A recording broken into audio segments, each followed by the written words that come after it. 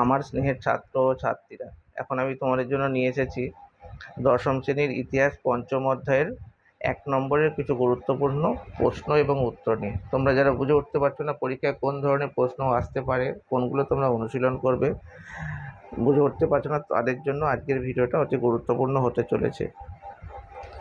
আর তোমাদের বলে রাখি, চ্যানেলে নতুন হয়ে থাকলে অবশ্যই চ্যানেলটিকে সাবস্ক্রাইব করে নিও। এই ধরনের আরও অনেক ভিডিও তোমরা আমার চ্যানেলে পেয়ে যাবে। এবারে তোমরা বাড়িতে লিখে অনুসরণ করে দেখবে, লিখতে লিখতে তোমাদের অনেকটা মুখস্থ হয়ে যাবে। আধুনিক ছাপাখানার জনক কাকে বলা হয়? জোহানেস গুটেনবার্গকে। বিশ্বের প্রথম মুদ্রিত বইয়ের নাম কি? হীরক সূত্র। 868 খ্রিস্টাব্দে প্রকাশিত হয়েছিল। ভারতীয়রা কাদের কাছ থেকে মুদ্রণ যন্ত্রের ব্যবহার শেখে? পর্তুগিজদের কাছ থেকে। ভারতে কবে প্রথম ছাপাখানা স্থাপিত হয়? 1556 খ্রিস্টাব্দে, আর পর্তুগিজদের দ্বারা। ভারতে মুদ্রিত প্রথম গ্রন্থটির নাম লিখে রাখো তোমরা। কলকাতায় কবে কার উদ্যোগে প্রথম ছাপাখানা স্থাপিত হয়? জেমস অগাস্টাস হিকির উদ্যোগে। জেমস অগাস্টাস হিকির উদ্যোগে। পরের প্রশ্ন, কলকাতায় কবে প্রথম ছাপাখানা স্থাপিত হয়?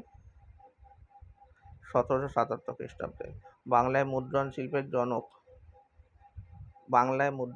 জনক কাকে বলা হয়? চার্লস উইলকিন্সকে। বাংলার ক্যাস্টন বা বাংলার গুটেনবার্গ কাকে বলা হয়? চার্লস উইলকিন্সকে। পরের প্রশ্ন 10 নম্বর, প্রথম বাংলা হরফের নির্মাতাকে? Charles Wilkins. প্রথম মার্জিত বাংলা হরফকে নির্মাণ করেন? পঞ্চানন কর্মকার।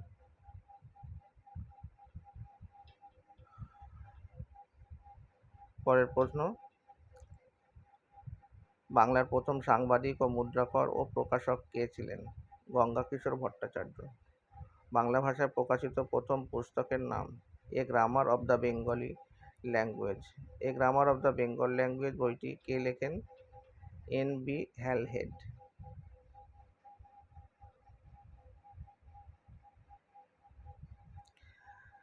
বাংলা ভাষায় প্রকাশিত প্রথম চিত্রিত গ্রন্থের নাম কি? না, উত্তর লিখে রাখো, অন্নদামঙ্গল। পরের প্রশ্নে যাওয়ার আগে তোমাদের বলে রাখি, এই ধরনের উত্তর তোমরা PDF আকারে পেতে চাইলে ডেসক্রিপশানে নম্বর দেওয়া থাকবে, তোমরা যোগাযোগ করতে পারবে। আর দূরের এবং কাছের ছাত্রছাত্রীদের জন্য অনলাইনে ক্লাসের ব্যবস্থা আছে, ওই ডেসক্রিপশানে দেওয়া নম্বরে তোমরা যোগাযোগ করে নিতে পারো। পরের প্রশ্ন, বসু বিজ্ঞান মন্দিরের প্রতিষ্ঠাতা জগদীশচন্দ্র বসু কোন বিষয়ের অধ্যাপক ছিলেন? পদার্থবিদ্যার। বাংলা ভাষায় প্রথম সচিত্র পুস্তক প্রকাশ করেন কে? গঙ্গাকিশোর ভট্টাচার্য। বাংলা পুস্তক ব্যবসায়ের পথিকৃৎ কে ছিলেন? গঙ্গাকিশোর ভট্টাচার্য। বাংলা লাইনোটাইপ প্রবর্তিত হয় কত সালে? 1935 সালে। বেঙ্গল ইঞ্জিনিয়ারিং কলেজ প্রতিষ্ঠিত হয়েছিল কবে? 1856 খ্রিস্টাব্দে। জাতীয় শিক্ষা পরিষদ, এটা 1906 সালে প্রতিষ্ঠিত হয়। এর সভাপতি কে? রাসবিহারী বসু। দিগদর্শনের সম্পাদক কে ছিলেন? জন ক্লার্ক মার্সম্যান। বেঙ্গল টেকনিক্যাল ইনস্টিটিউটের প্রথম অধ্যক্ষ কে ছিলেন? প্রমথনাথ বসু। বর্ণপরিচয় প্রকাশিত হয় কবে? 1855 সালে। বেঙ্গল টেকনিক্যাল ইনস্টিটিউটের প্রতিষ্ঠিত হয় কবে? 1906। Indian Association for the Cultivation of Science এর যে বিজ্ঞানী নোবেল পুরস্কার পেয়েছিলেন? CV রামন। ভারতে হাফ টোন প্রিন্টিং পদ্ধতি প্রবর্তন করেন কে?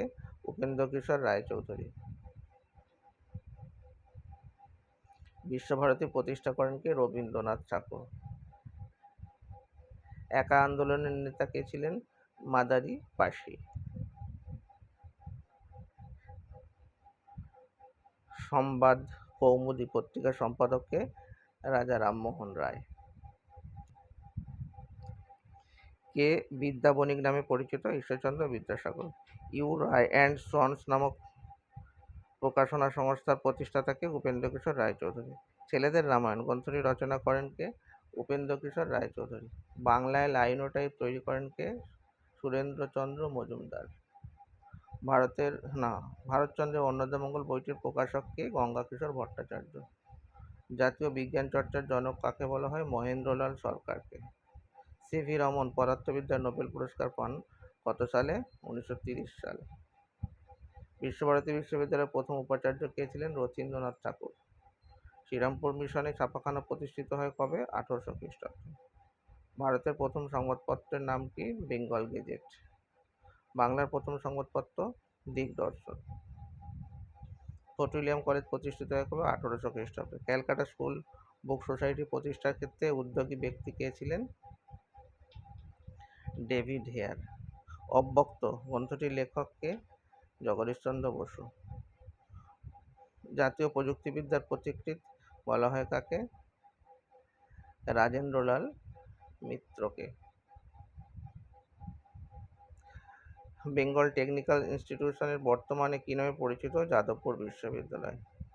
ভারতে হাফ টন ব্লক প্রিন্টিংয়ের জনক কাকে বলা হয়? উপেন্দ্রকিশোর রায়চৌধুরীকে।